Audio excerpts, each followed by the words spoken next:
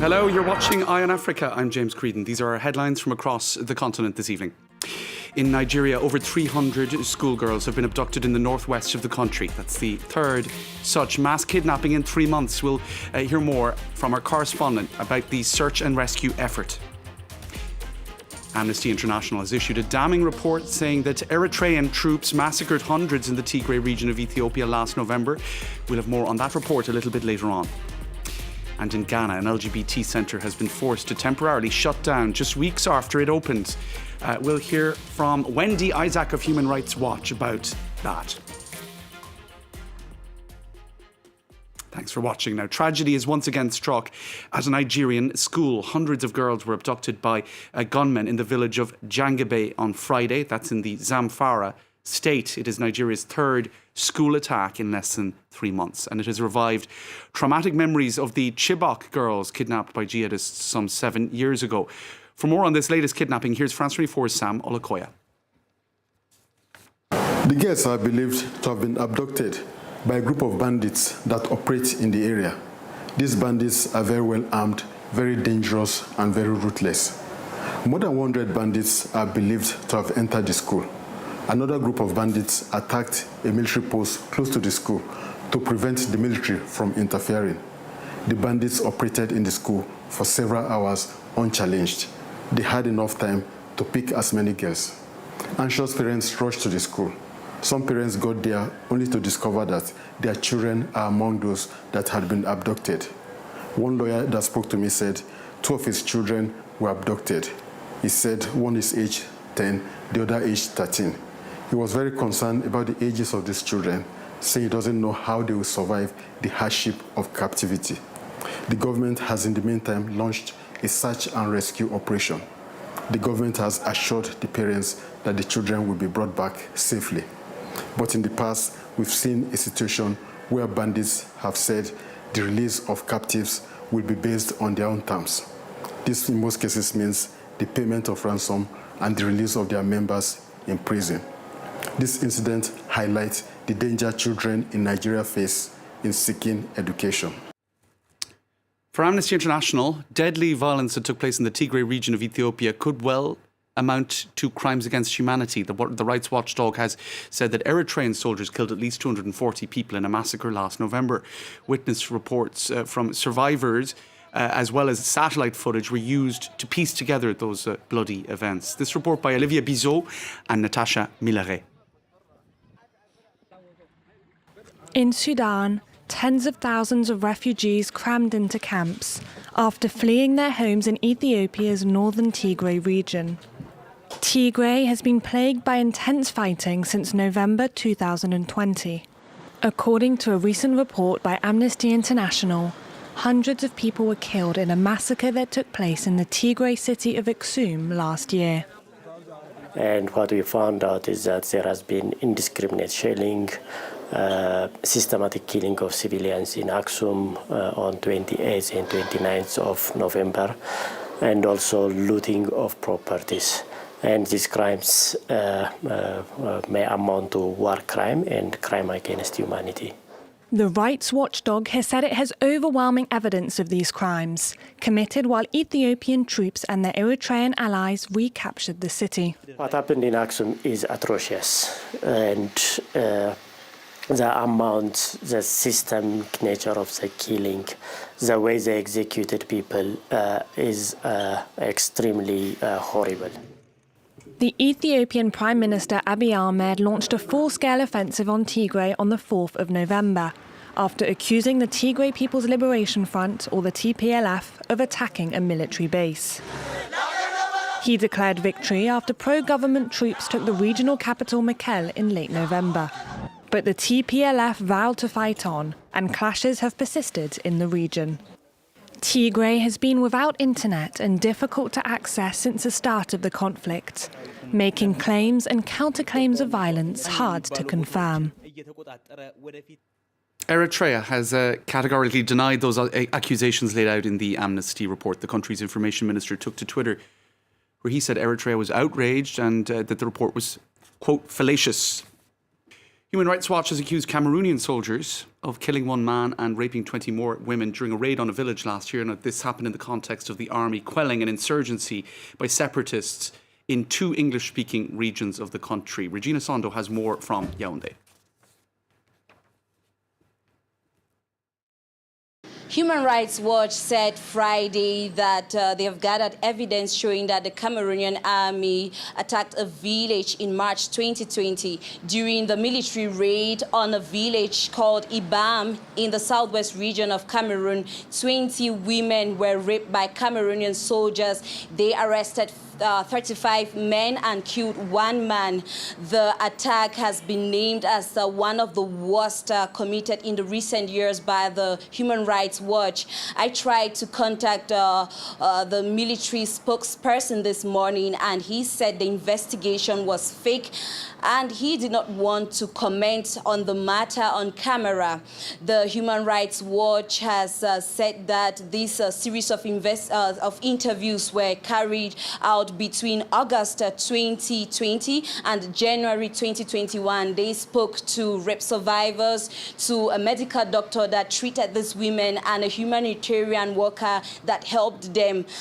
Survivor testified that soldiers were carrying out the rapes in part as form of punishment for any presumed affiliation with separatist fighters. Human Rights Watch says about 3,500 persons have lost their lives to the crisis which started in 2016, and about 700,000 people have been displaced. Rights groups have accused both the military and English-speaking separatist fighters of human rights abuses in the restive English-speaking regions of Cameroon.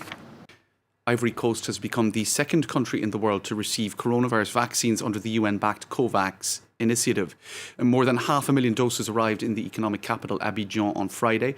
By the end of 2021, it is hoped that 1.3 billion vaccines will be delivered through COVAX to 92 lower and middle income countries. Sam Bradpeace has more. Ivory Coast is about to make history. 504,000 doses of AstraZeneca arrived in the country's economic capital here in Abidjan on Friday morning. And those doses are due to be administered, according to the country's health ministry, as soon as Monday. This means that while Ghana may have been the first country in the world to receive vaccines under the UN-backed COVAX scheme, Ivory Coast will actually be the first country to administer vaccines under the COVAX scheme. Now, officially, Ivory Coast has had less than 200 recorded deaths from coronavirus. But despite that, and despite the good news, of course, of the arrival of this AstraZeneca vaccine, the country's health minister warned people not to get complacent. La vaccination ne devrait pas nous faire oublier les gestes barrières essentiels pour arrêter la chaîne de transmission du virus. Le gouvernement rappelle de continuer à observer les mesures barrières. Le gouvernement insiste sur la responsabilité individuelle et collective dans cette lutte contre la COVID-19. Under the COVAX scheme, it's hoped that 1.3 billion people from across 92 lower to middle income countries will be vaccinated by the end of 2021. That's 20% of the populations in those countries. I spoke to someone on Thursday from the Gavi Vaccine Alliance. This is one of the groups which is helping implement COVAX. And he said that fundraising had gone so well so far, with the United States, by the way, being by far and away the biggest backer, that he's hoping that by the end of the year, 27% of the populations from those 92 lower to middle income countries will be vaccinated by the end of the year. Sam Bradpeace there. Now, the French industrial giant Bollore has reached a settlement over a decades-old corruption case in Togo, but a separate plea deal with 3 top company executives was thrown out by a judge.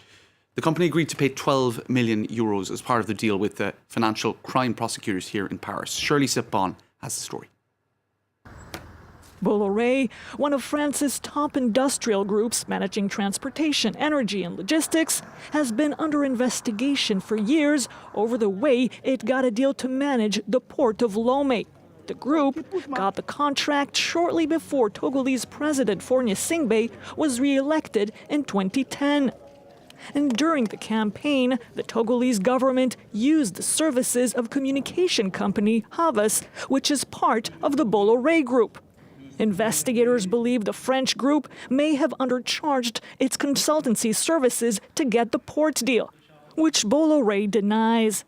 Still, it negotiated plea bargains anyway with financial crime prosecutors to settle the case. The company accepted to pay 12 million euros in fines. That was approved by the court.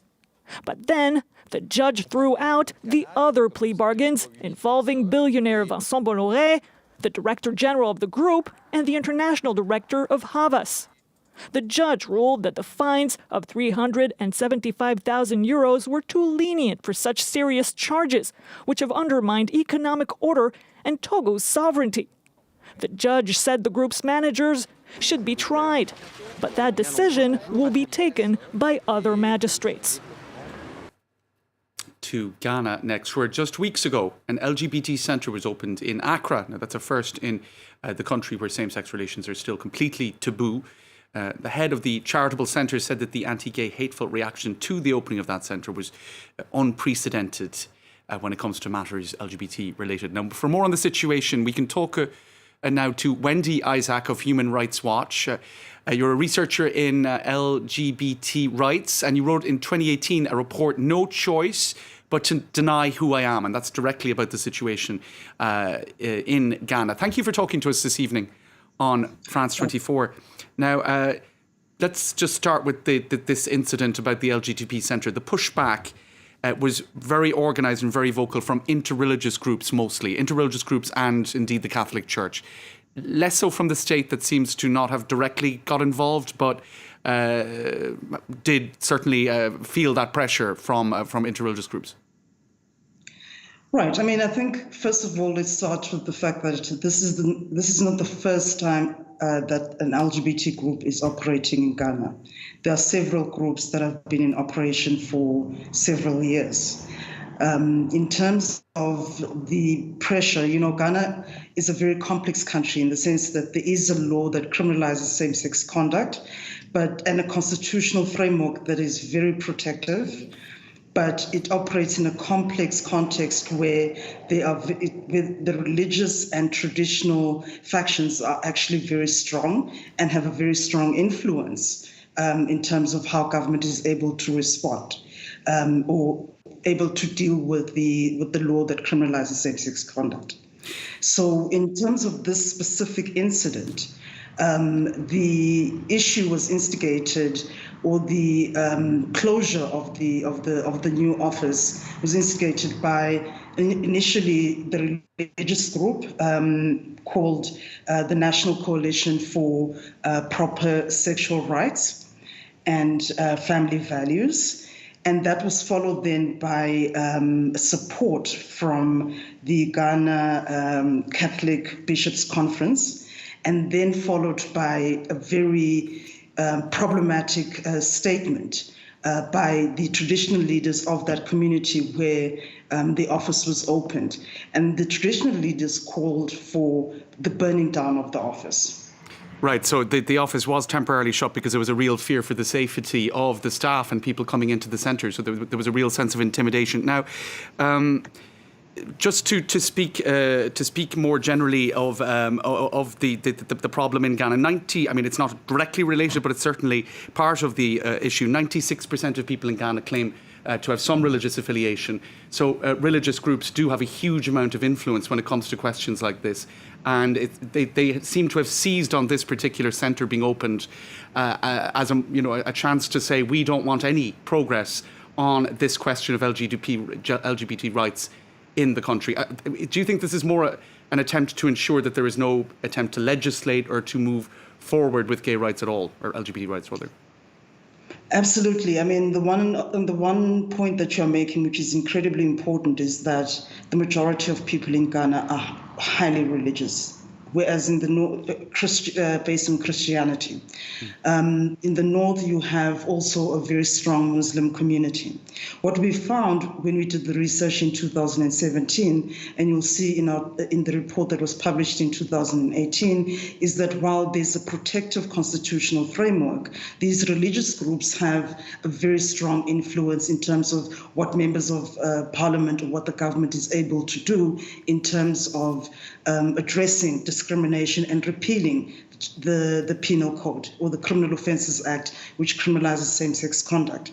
In addition to the closure of this office, what we are witnessing is a There are ministerial interviews that are currently being conducted, and all the ministers that are being interviewed, the one common question that they're being asked is, and this is consistent, is what their position is on LGBT issues. So you're finding that in a country that presents itself as a liberal democracy with a protective constitutional framework, members of parliament are asked to pronounce their views on homosexuality, and then those views will be used to appoint them or not.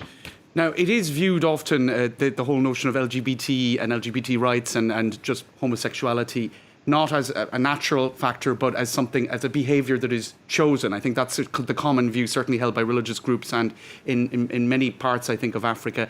What would you say to the idea that the more the issue of rights is pressed on various African governments, where we see more progress, say, in Europe towards gay marriage, towards gay parenthood rights, the more there is a pushback in certain parts of Africa, the more the issue has become ignited, highly sensitive, and indeed we're seeing perhaps the equal and opposite sort of tendency in certain parts of Africa. What would you say to that? Is that true or exaggerated?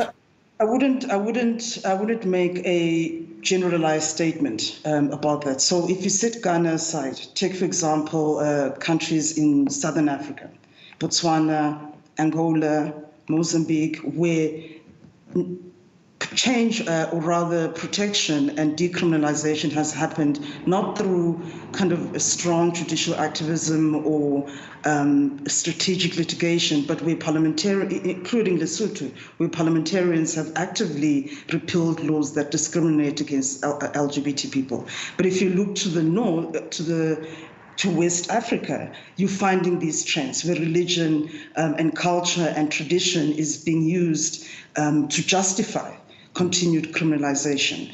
And what we see in other contexts, and I'll name two countries in particular here, which are also deeply religious, we're seeing countries introduce even more stringent laws. Wendy, Isaac, I'm very sorry because it's such a long and complex issue. I wish we could discuss it further, but we've come to the end of the show. Thank you so much for joining us this evening on Eye on Africa. Appreciate your thoughts. And thank you for watching. Good night.